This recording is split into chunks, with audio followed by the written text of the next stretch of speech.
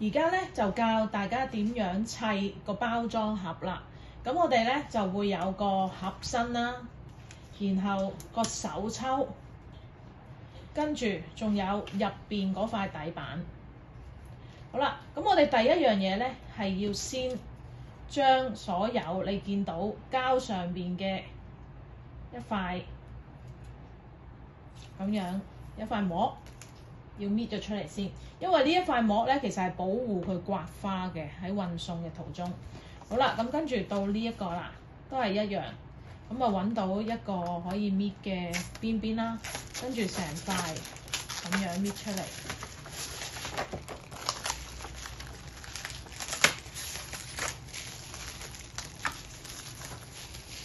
咁樣啦。好啦，咁啊成個咧，你會見到更加通透㗎啦。好啦，跟住我哋好簡單嘅啫，接跟住啲痕接啦。咁啊多餘呢啲就搣咗佢啦。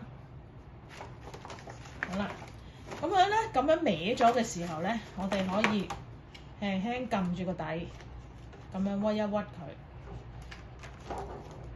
咁啊令到佢咧固定返個形狀。跟住兩邊咯喎，我哋接咗嗰兩隻門啦，然後個底啦，呢度接咗一邊先就 OK 啦。好啦，跟住呢度點樣鎖起佢咧？呢度有一塊突咗出嚟嘅，就攝落去呢個窿嗰度，咁啊搞掂咗咯喎。好啦，手抽點樣攝落去頂呢兩個邊邊嗰度咧？有少少嘢要做嘅，你見到佢呢度突咗出嚟嘅，我哋接一接佢少少，咁樣，由呢邊又係接一接佢少少，咁樣啦。咁跟住我哋隻手伸入去，固定咗先，然後就攝落去呢條罅嗰度。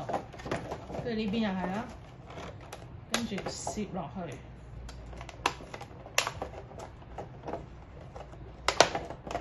好啦，攝咗之後穩陣啲咧，我哋頭先接咗嗰兩個角反翻開佢，以防咧佢抽起嘅時候佢跣翻出嚟，因為嗰兩個尖尖其實係幫手棘住咗嗰個窿嘅。